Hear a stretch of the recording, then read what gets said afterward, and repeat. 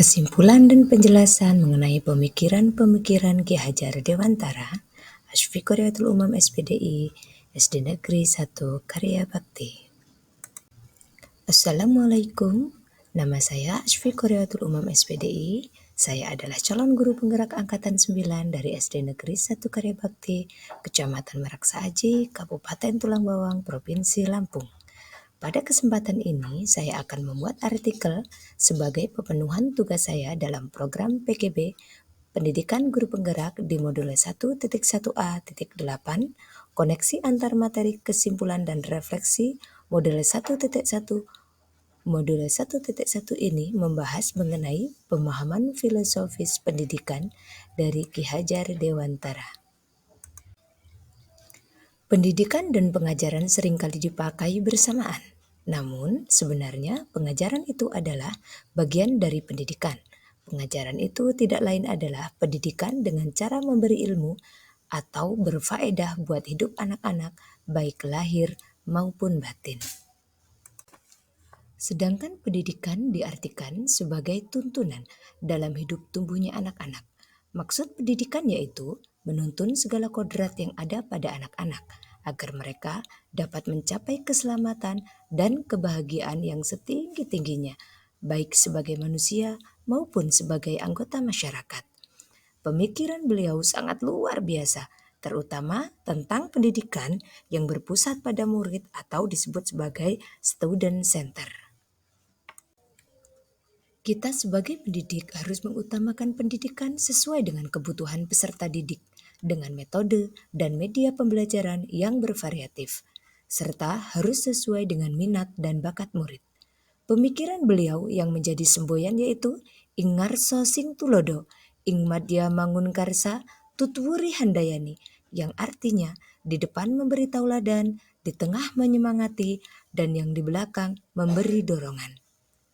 Kita sebagai pendidik hanya memfasilitasi murid dan menuntun murid ke arah yang lebih baik, memberi tauladan baik dalam perkataan maupun perbuatan.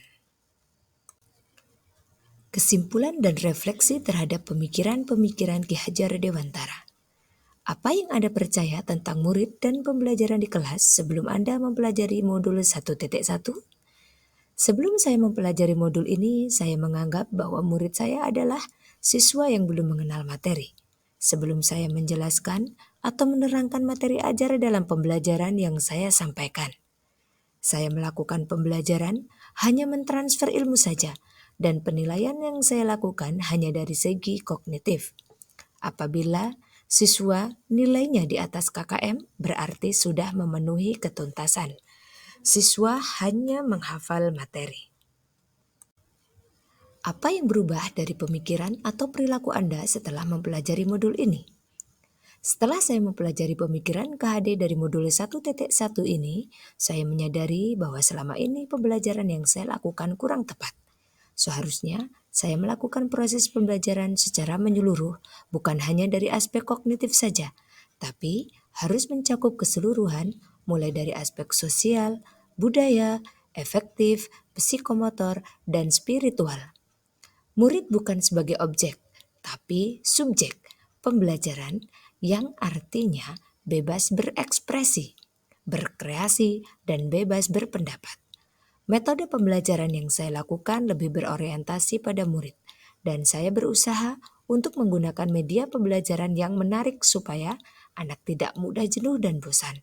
Teknik penilaian pada anak juga saya lakukan tidak hanya dari sisi kognitifnya saja, tapi saya mempertimbangkan dari keseluruhan aspek baik psikomotorik, spiritual, efektif, dan sosial budaya. Yang paling utamanya dengan rasa ikhlas dan dengan penuh tanggung jawab. Apa yang dapat segera Anda terapkan lebih baik agar kelas Anda mencerminkan pemikiran KHD?